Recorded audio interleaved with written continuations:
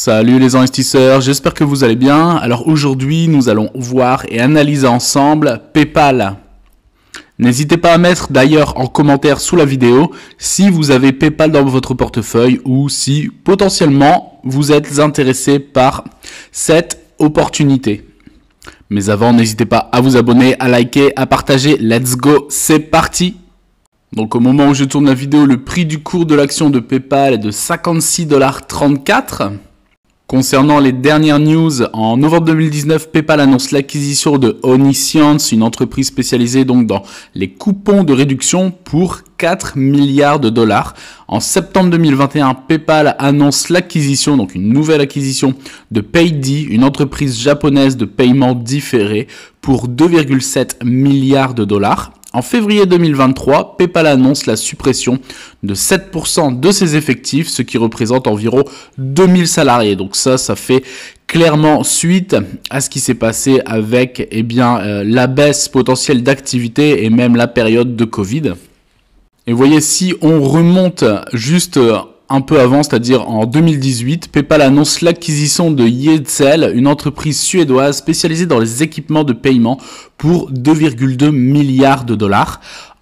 Toujours la même année, en 2018 également, PayPal annonce l'acquisition de Simility, une entreprise spécialisée dans la lutte contre la fraude pour 120 millions de dollars. Et du coup, chose intéressante, c'est ce qui finalement concerne les acquisitions de PayPal, parce que sur les 4-5 dernières années, elle a fait 4 acquisitions, ce qui est quand même très très conséquent. Donc clairement en termes de structure et de développement. Et donc ça, c'est également un point très positif pour les investisseurs, parce que PayPal continue soit à grappiller des parts de marché ou dans tous les cas à se développer. D'ailleurs, comme on la connaît tous, puisque c'est l'un des plus gros mastodontes en termes de paiement. On passe maintenant directement sur TradingView. Donc, comme d'habitude, je vous encourage également à faire vos propres recherches. Le ticker de l'entreprise, donc c'est PYPL. Donc ici, j'ai mis directement en monthly, puisque là, on voit le cours depuis milieu d'année 2015. Et donc, en fait, tout à l'heure, dans l'introduction, je parlais de potentielles opportunités, puisque vous voyez, donc le prix à l'époque était de l'ordre de, c'était en 2015, de l'ordre de 30-35 $. Pour arriver à la période que nous connaissons tous, la période donc au niveau du confinement, donc du Covid, pour arriver à un point le plus haut, ici si je prends la mèche, aux alentours des 310 $, ce qui est juste phénoménal en termes de croissance. On voit très clairement ça s'est accéléré pendant la période de confinement finalement, ici à partir de avril 2020. Et donc si je prends par rapport à ici, on va dire même le plus bas ici en septembre 2015 pour arriver aux 310 $, cela représente 890% d'augmentation, ce qui est juste phénoménal en l'espace de 6 bonnes années. Donc, comme je dis toujours, les arbres ne montent pas jusqu'au ciel, et quand on voit des hausses qui sont aussi importantes que celle-ci, au bout d'un moment, il faut que le marché digère tout cela très clairement, puisque je pense sincèrement qu'il y a un effet de FOMO, c'est-à-dire peur de louper l'opportunité du siècle, et je pense que ça s'est réellement produit quand on voit ici le bull finalement qui s'est produit sur le cours de l'action de PayPal. Puisque quand on regarde, c'est vraiment quelque chose qui est parabolique. Et donc au bout d'un moment, il faut donc digérer toute cette hausse. Et vous voyez, donc si je reprends du plus haut jusqu'à l'heure actuelle, on se retrouve avec une perte de moins 82% quasiment sur le cours de bourse par rapport à son plus haut historique. Et tout cela en l'espace de 2 petites années. Et donc voilà pourquoi je parlais de potentielles opportunités tout à l'heure. Nous verrons les chiffres par la suite. Mais quand on voit une société comme PayPal qui perd 80-85% de sa valeur, et je pense ici là il y aura potentiellement une stabilisation. Après, comme dit, je ne suis absolument pas trader, ça peut continuer à baisser finalement, parce que là on est vraiment dans une tendance baissière, On est vraiment dans une tendance baissière, donc ça peut potentiellement continuer à descendre. Mais sincèrement, je pense que c'est potentiellement une opportunité de rentrer sur le cours sur PayPal.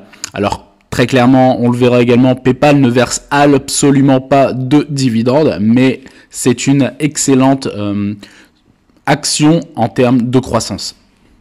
Alors ici sur Seeking Alpha pour voir un petit peu les rendements finalement sur le moyen long terme. Si vous aviez investi il y a à peu près un an, et bien vous seriez à moins 30% sur votre portefeuille, donc 30% de perte sur votre ligne PayPal. Si vous aviez investi il y a à peu près 5 ans, vous seriez à moins 27%. Si vous avez investi il y a à peu près une dizaine d'années ici, et bien depuis le début, donc 2015, et bien vous seriez à plus 62-63% sur votre ligne donc PayPal. On passe maintenant sur Morning. Alors concernant le dividende, eh bien c'est aucun puisque PayPal ne verse aucun dividende. Concernant le score de croissance, alors là j'aurais mis beaucoup moins, j'aurais été plus sévère, j'aurais mis peut-être 8 puisqu'on est toujours depuis 2 ans maintenant dans une phase baissière ou peut-être un début de stabilisation pour dans les mois ou années à venir repartir à la hausse, mais à l'heure actuelle on est plutôt en canal baissier. Concernant la capitalisation de l'entreprise, elle est estimée à 60 milliards de dollars sur le marché. Le ratio cours par rapport à ses bénéfices est de l'ordre de 16,5. Ici, concernant la performance, donc le comparatif des performances entre PayPal et les différents indices, donc le Nasdaq et le S&P, et le secteur financier en général. Donc PayPal sur un an fait moins 30%, le Nasdaq fait lui plus 36%, le S&P fait lui plus 14% et le secteur financier ne fait rien du tout, 0%. Concernant les performances finalement sur les 5 dernières années, PayPal fait moins 28%, tandis que le Nasdaq explose littéralement les records avec plus 143%, le S&P 500 plus 71% et le secteur financier en général fait plus 47%. Donc très clairement, PayPal sous-performe littéralement donc les deux indices et également le secteur financier dans sa globalité. Chose également intéressante, si on regarde un petit peu donc la concurrence, donc PayPal vous voyez, et ici Western Union qui a une capitalisation de 4 milliards, donc qui vaut pas forcément énormément par rapport à PayPal, mais après vous avez les deux gros mastodontes du secteur financier qui sont Mastercard qui pèse 372 milliards de dollars et Visa 510 milliards de dollars, donc c'est juste énorme. Et vous voyez donc par contre Mastercard et Visa versent des dividendes qui sont d'ailleurs plus ou moins pas forcément conséquents mais sûrs. Alors très clairement par rapport à ces trois actions, je dirais donc Visa, Mastercard, PayPal, c'est un parti pris, soit l'investissement donc dans des sociétés qui sont beaucoup plus solides du secteur financier et qui versent également des dividendes avec un rendement très clairement médiocre de l'ordre de 0,57% pour Mastercard et Visa 0,84%. Ou alors le parti pris finalement du secteur financier mais également un peu tech, voilà, donc de PayPal, avec potentiellement une croissance à venir dans les années qui arrivent.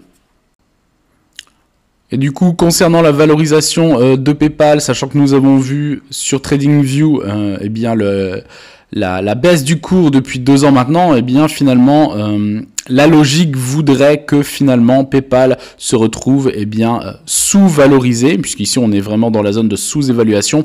Et ici vous voyez, on était donc quand on était sur les plus hauts historiques, on était très clairement en surévaluation, donc psychologie totale des foules, avec potentiellement le FOMO, c'est-à-dire l'opportunité de louper le trade du siècle ou l'investissement du siècle.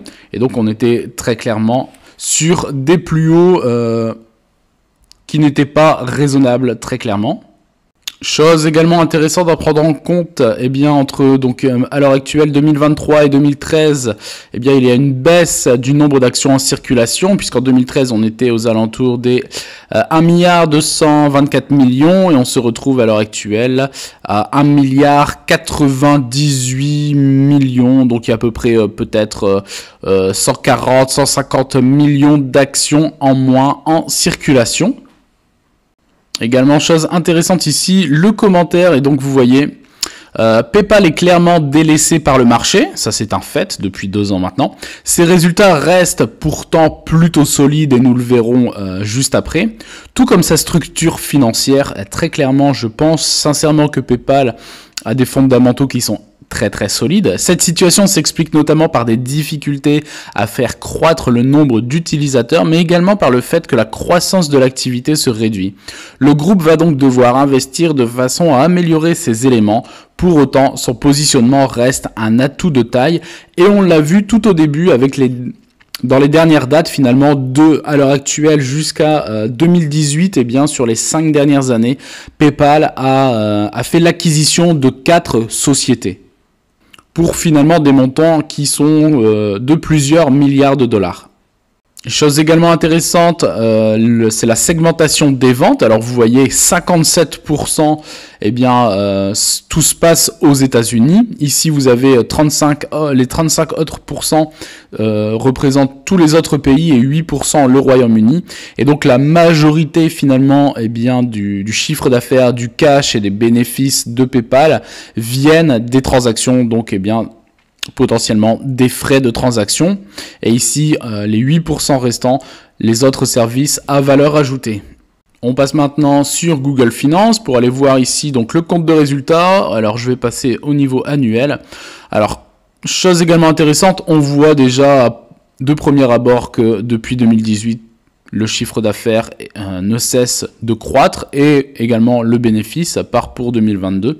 Alors 2018, 15,45 milliards de dollars de chiffre d'affaires pour un bénéfice de 2 milliards de dollars. 2019, 17,7 milliards de dollars pour un bénéfice de 2,46 milliards de dollars. Donc il y a 46 millions de dollars supplémentaires en termes de bénéfices.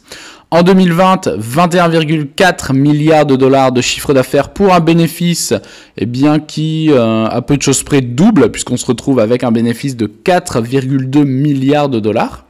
En 2021, on continue la hausse de quasiment 4 milliards de dollars pour passer à 25,3 milliards de dollars de chiffre d'affaires.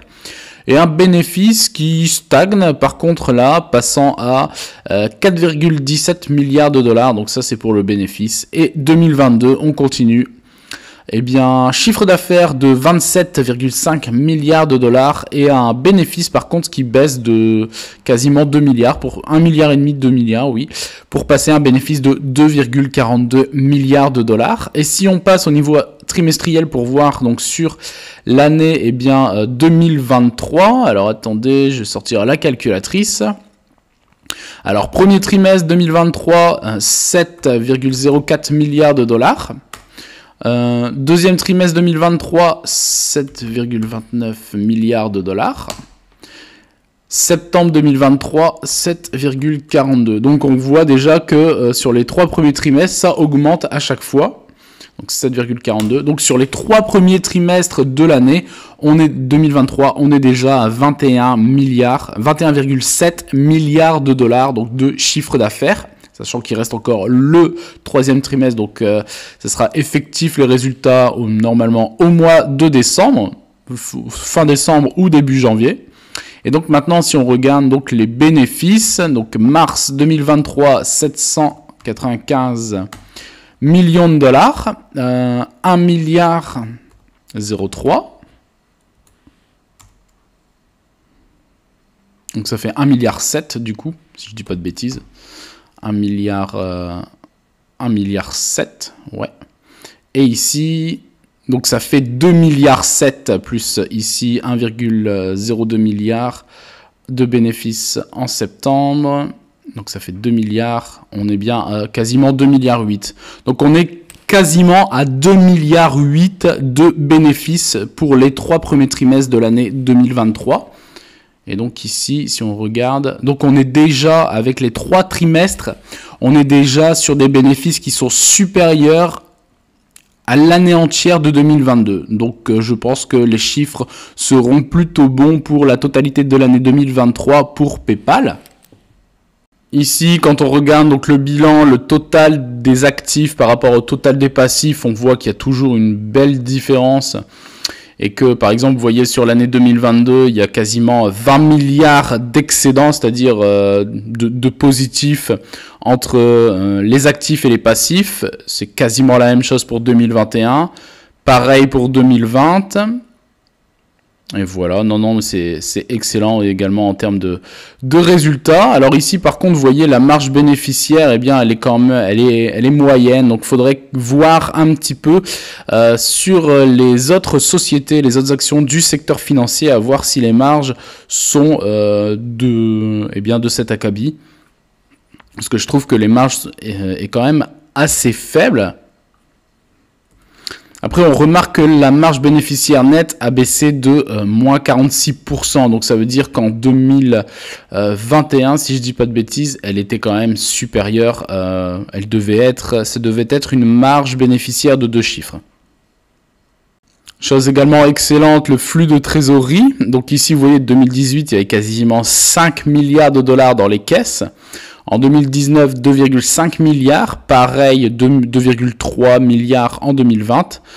Légère perte de 11 millions de dollars en 2021 et 2022, 1,13 milliard.